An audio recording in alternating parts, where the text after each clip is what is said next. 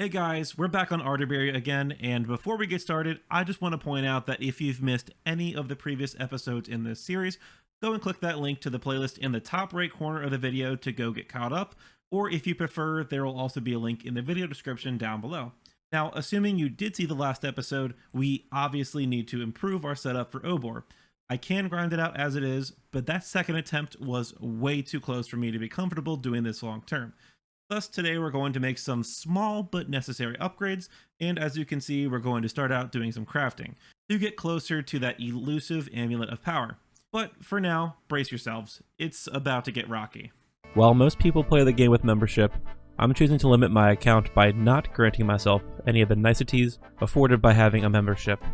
And this time, I'm completing this challenge without dying. Welcome to the free-to-play Hardcore Iron Man, better known as Arterberry. As with any crafting grind, you're going to get some smithing levels. That's 61 smithing for you guys. And I forgot my tiara mold, BRB. Anyways, now that those gems are done, I'm going to smelt all of the 3,200 or so silver ore that I've mined and craft some holy symbols with them. You know, the usual free-to-play crafting training stuff. And right on cue, that's 58 crafting coming in. Nice. 59 crafting. Level 60. 61 crafting. Level 62. Level 63. Look at that. That's a cheeky little smithing level coming in. Level 64. This is the last of the silver bars coming in, and I'm at 64 crafting.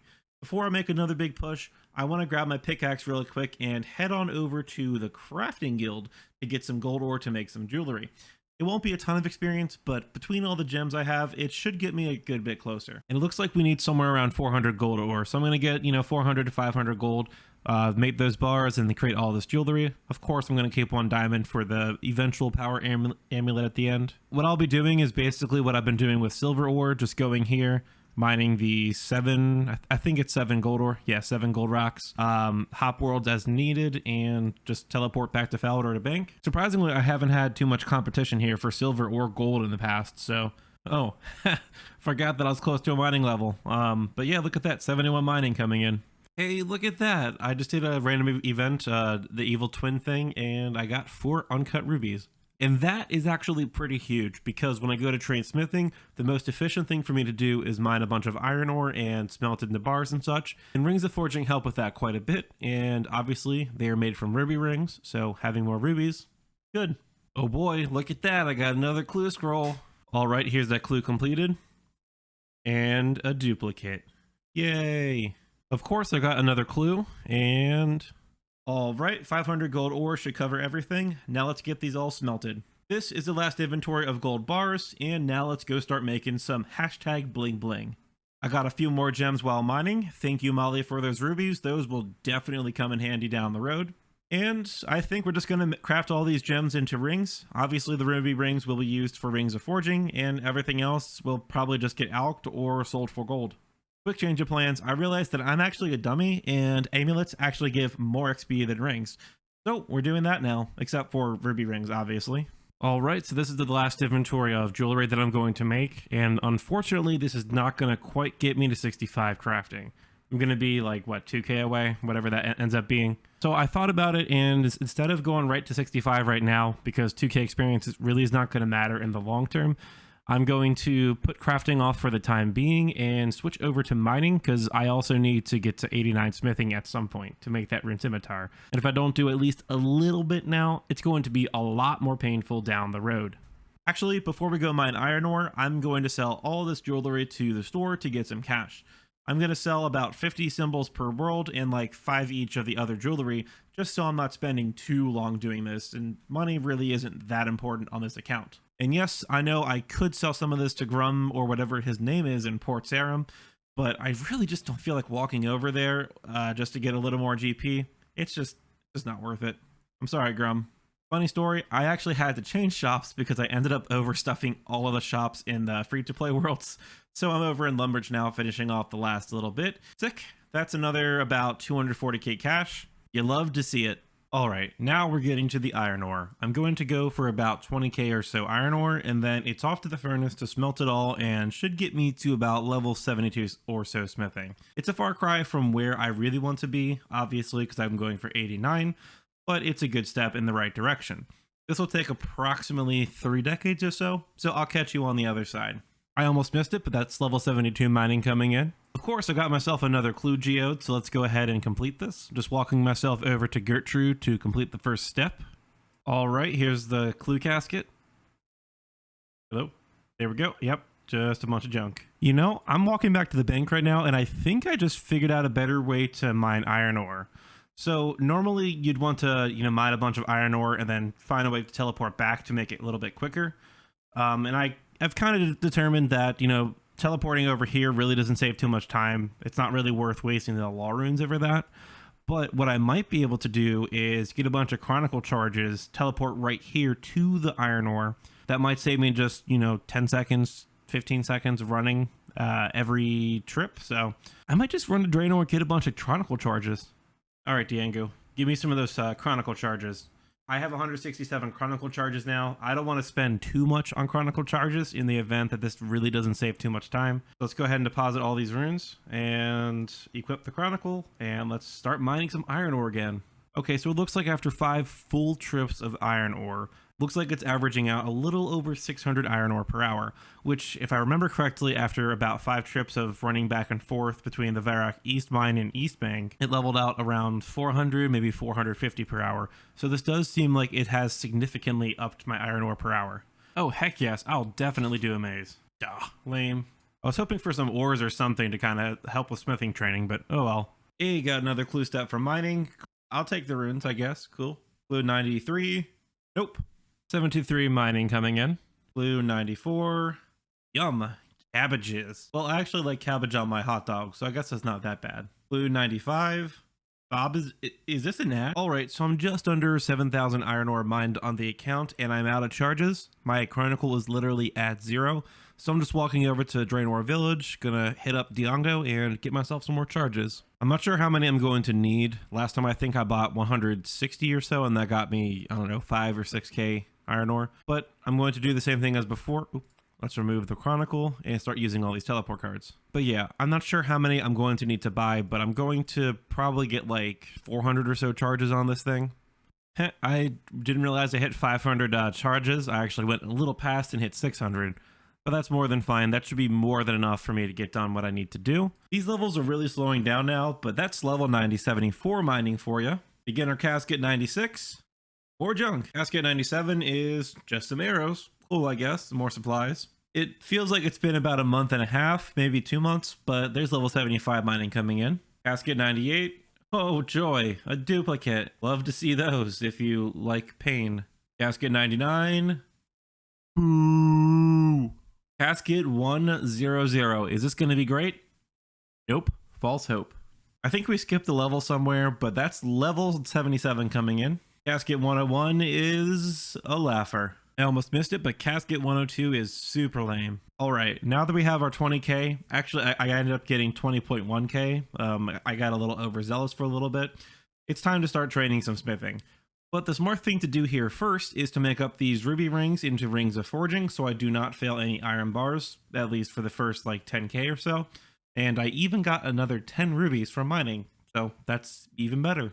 I'm cutting these diamonds too, and there's level 65 crafting. Nice.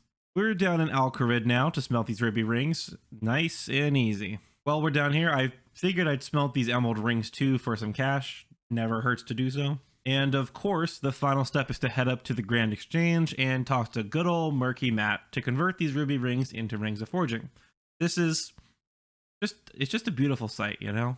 So now we're finally training our smithing with these iron ores and bars. These first few levels will go by quickly while my rings of forging make every bar a success. And it feels really good. A lot's coming together right now. Level 63 smithing, level 64, level 65, level 66, 6. Number the I don't know. All right, sad news, guys. This is the last ring of forging I have. So the next 5 inventories, we're going to be out of them. And yeah. And of course, as I was alluding to, this is the last iron bar that's going to be guaranteed successful. I'm really not excited now since things are going to slow down from here on out until we're smithing plate bodies, but hey, it was a good run. And that's level 67 smithing coming in. This will be the last smithing level that I get for smelting iron bars, unless I get lucky and get something like a million or so lamps before I smelt the last 3k iron ore. And when I said slow down, I really wasn't kidding. This is the last of the iron ore, and that was about 6 or 7k iron ore that I did not get another level for. So that's sad stuff. This is a very pitiful inventory as well. Only 4 iron ore, but hey, at least I got 3 of 4 smelted.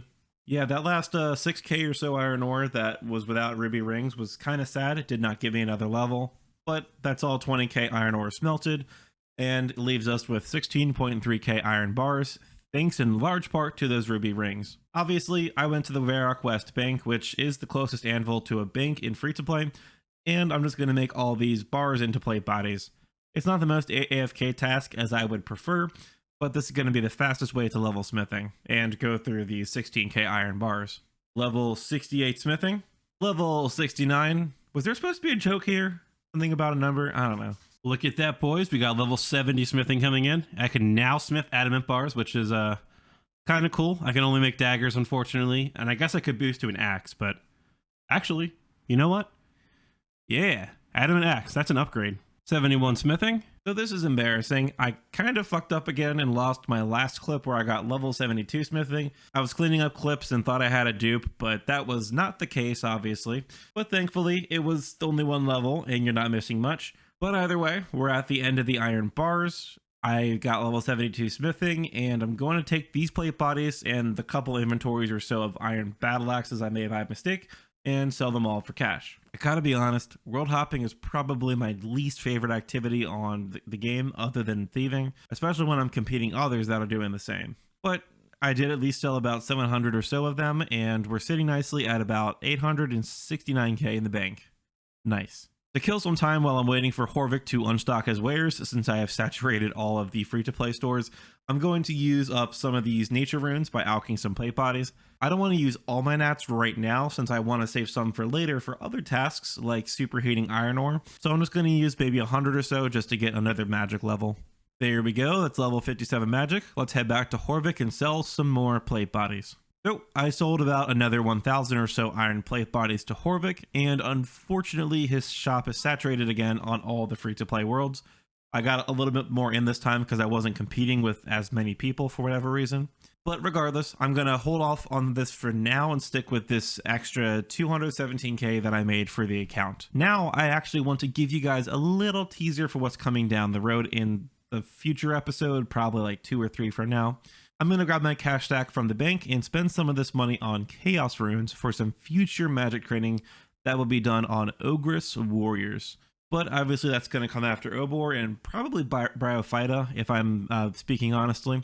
So they'll just be sitting in my bank for a while, doing nothing and just collecting dust. But anyways, now the next step we're going to take in our Obor preparations is fishing a bunch of swordfish as my primary food for the fights. And for that, I need Garant's finest harpoon. This is going to look super ADD, but of course, as I'm about to start fishing, I find a prime shooting star just waiting to be mined. Of course, I'll see you in a minute or two. Anyways, back to fishing. So the plan here is to get myself like 500 or so swordfish over here at the Corsair Resource Cove docks.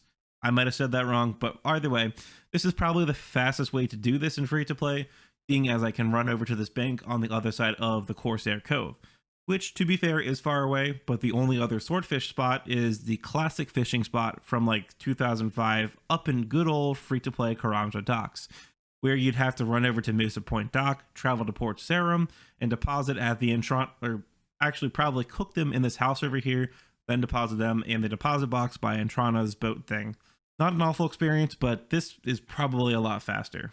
I've been smithing for so long, it feels like it's been forever since I've gotten a clue. But yeah, we just got a clue bottle, so let's do that after this inventory.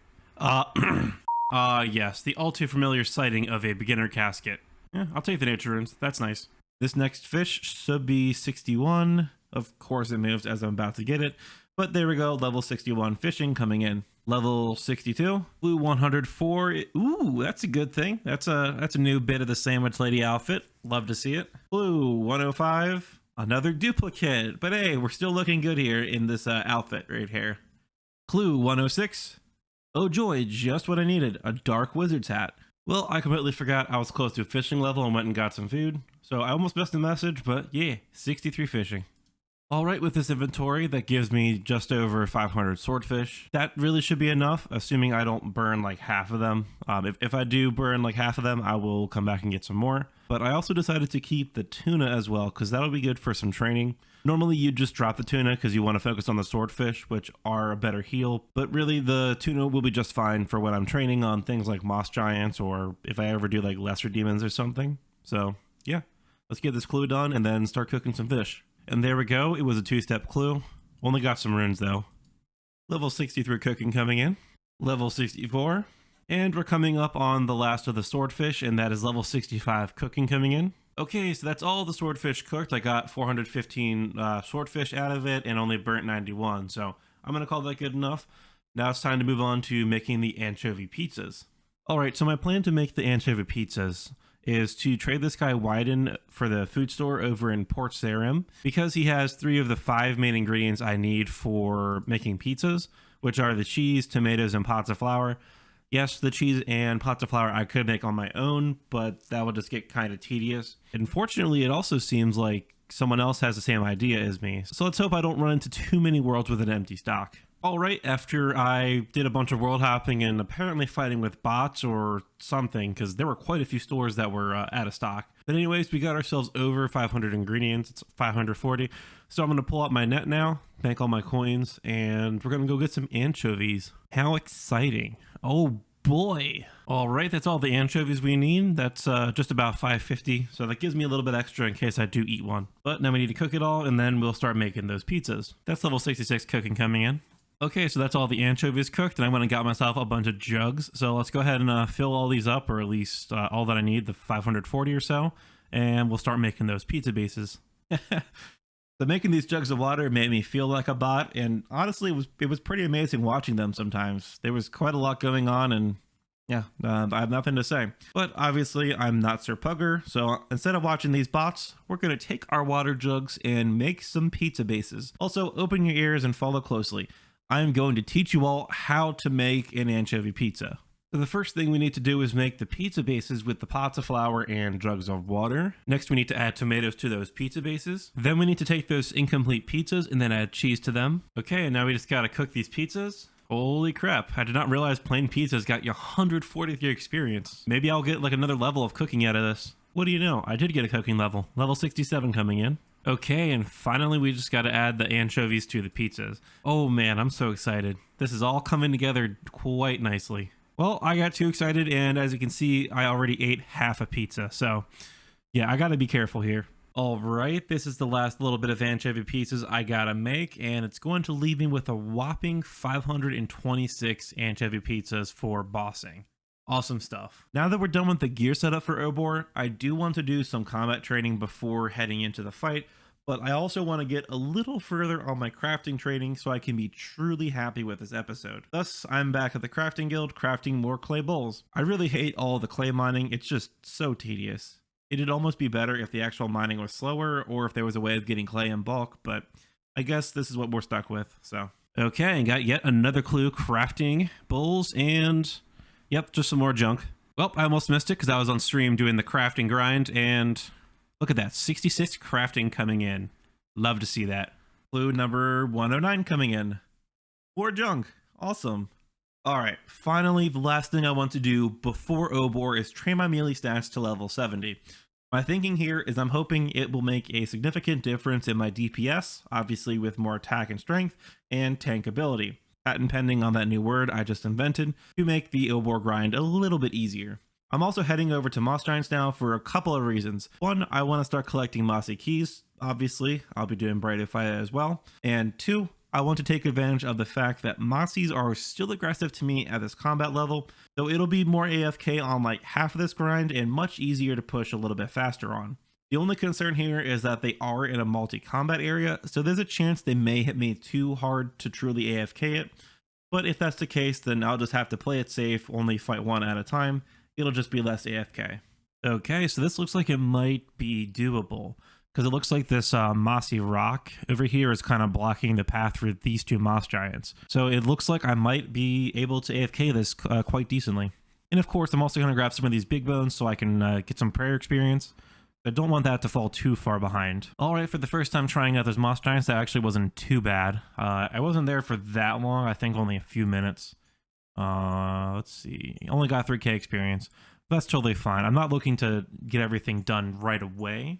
The main thing I'm looking for is a more AFK experience, because hill giants at this point are just, they die too quickly.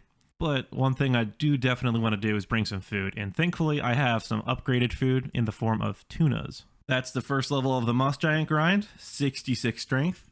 I just realized that I banked that clue from earlier, so clue 110 gives me the usual junk. Hey, that's super nice there looking on the ground, as per Winston Churchill's famous quote, but it's our first mossy key. Level 67. Okay, here's clue number 111 on the account. And, a 4th immunity defense trimmed, okay. Whoops, I was not paying attention, but I got level 67 hit points. Awesome. And of course, clue number 112 coming in. What do we get? Of course. Man, what is with me? I just missed the 68 strength coming in. Well, that's fun. I just got solicited for like personal information or something, so that's where that abuse report's from. Anyways, here's clue casket number 112. Okay.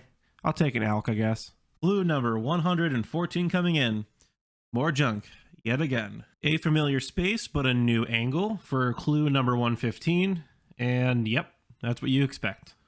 Level 69 strength coming in, guys. Funny number. Huh. Okay, so here's a kind of an odd situation. So I stepped away for a minute while AFKing moss giants, and I came back to 2 clue scrolls on the ground. This is tough. I'm going to see if I can try to go through one of these really quick. Yeah. Oh boy. Okay, this one's in Varrock. This should be really quick. Thank God this one was a 2-step clue and they were both in Varrock, so yeah, we got to keep both clues. Oh, that's right, let's open it. Not great loot. Okay, and here's the second of those 2 clues I got for casket 117 and nothing. If that happens again, I'm probably just going to let one of the clues die because that was a lot more effort just getting both of the clues out of the Varrock sewers. Because if I teleported away and then tried to bank one or even just get energy pots or whatever, it would just take so much time to get back there. All right, there we go. That's 70 strength. Now let's go ahead and switch over to attack. 66 HP. Wow, 68 HP. I cannot read. Clue number 118. Fire runes. Cool, I guess. 66 attack. Blue 119. Ooh, double blue wizard hats. Okay, okay. Blue 120. More junk again. Level 67. Clue 121. Booyah, steel axe. Bye-bye. Blue 122. Steel gear. That's pretty awful. Not gonna lie. Blue 123. Hey, a duplicate scimitar kit. That's a letdown. Oh, it's actually not a dupe. Not sure why there was no message, which is why I thought it was a dupe. But I definitely would not have dropped it, nor would I have had a Runescape kit yet to use it. But regardless of the reason, the important point is I now have another unique from Clue Scrolls. 68 attack and a cheeky 69 HP coming in. Blue 124. Oh yes, back-to-back new uniques. That is sick, plus it completes my Sandwich Lady outfit, which is honestly to every man's wet dream. Here's a slick little 57 prayer level coming in. Blue 125. Ah, no back-to-back-to-back uniques. Lame. That is level 69 attack. Clue number 126. Just body runes. Blue 127. Junk. I missed a message, but that is level 70 attack, so we're going to train defense now. 66 defense. Clue 128. Level 67. That is level 70 hit points coming in. Clue casket 129, I believe. 68 defense. Blue 130. Ooh, I'll take those laws. Thank you. Those are very valuable to me. So I wanted to change things up a bit and decided to try playing in the old classic mode where like 85% of your screen is overrun by the interface and you only have like a tiny viewport to see the game through. This likely won't last for long. I just wanted to try it for a little bit, get a little bit more like nostalgia stuff going on. Blue 131. 2 elemental staves. I will definitely out those. 69 defense. All right, here's clue 132. Not great. And that is level 70 defense. I'm going to finish off this moss giant and then I'm going to gear up and get back to Obor. And of course, I got another clue. Number 133 is just leather body. Good stuff. let's get to Obor. Oh, and one more thing I need to do before Obor is convert some of these limpet roots and red spider's eggs to strength potions. So I will definitely want at least 1 dose per Obor kill, if not 2 or more. I hate to do this, but I decided to save the Obor fights for the next episode since, as you can see, this video is already over 26 minutes long and I really want to do the fights right. So sorry to blue ball you all so hard, but I did a lot more during the preparations than I expected. But anyways, the next video I'm expecting to be out in about 2 weeks, maybe 4, depending on how my work trips go that are coming up. And it's going to be a fun one. I don't want to spoil too much, but we did get a sweet drop early on, so be sure you don't miss it. Go like, subscribe, and leave a comment down below with your thoughts on this video, and I will see you soon. You have my word on that one.